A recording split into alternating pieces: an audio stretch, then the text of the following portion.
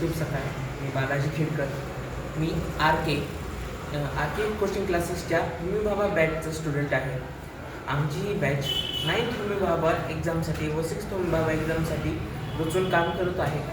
आम्ही मागच्या 6 महिन्यांपासून जीव तोडून इथे अभ्यास करत आहोत. प्रत्येक रविवारी आम्ही या बॅचसाठी येतो आणि इथे आमचे शिक्षक त्यांचं मूल्याचा टाईम आम्हाला देऊन शिकवतात. आम्ही आत्तापर्यंत 1100 प्रश्न सोडवले आहेत. या प्रश्नांपैकी खूप सारे प्रश्न असेही होते जे मागच्या परीक्षेत आलेले आहेत व काही असे देखील असतील जे पुढच्या परीक्षेत येतील. होमी भाभा पॅटर्न हा एक खूप इम्पॉर्टंट पॅटर्न आहे जो तुम्हाला तुमच्या नीट एक्झामसाठी मदत करेल.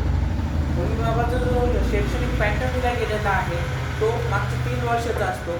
जर तुम्ही 6वी होमी भाभा देत असाल तर तुम्हाला 6वी, 5वी आणि 4थीच्या सायन्सवर हे प्रश्न येतील.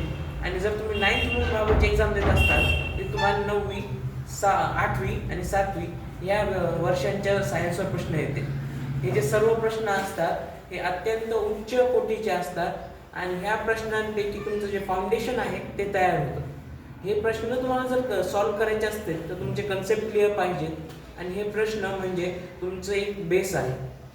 जे कोणीही हे एक्झाम देतं त्याला हे त्याच्या भविष्यासाठी खूप चांगले आहे आणि हे जे एक्झाम आहे ती त्यांना पुढच्यासाठी तयार करते.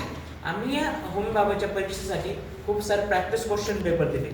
जेव्हा आम्ही पहिले क्वेश्चन पेपर दिले, ही जी एक्झाम आहे हिचा जो टाईम असतो तो असतो 1 तास 30 मिनिटाचा म्हणजे 90 मिनिटांचा.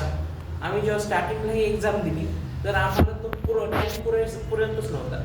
ह्या एक्झामसाठी आम्हाला अराउंड 2 hours हा टाईम कम्प्लीट 100 प्रश्नांसाठी लागत होता.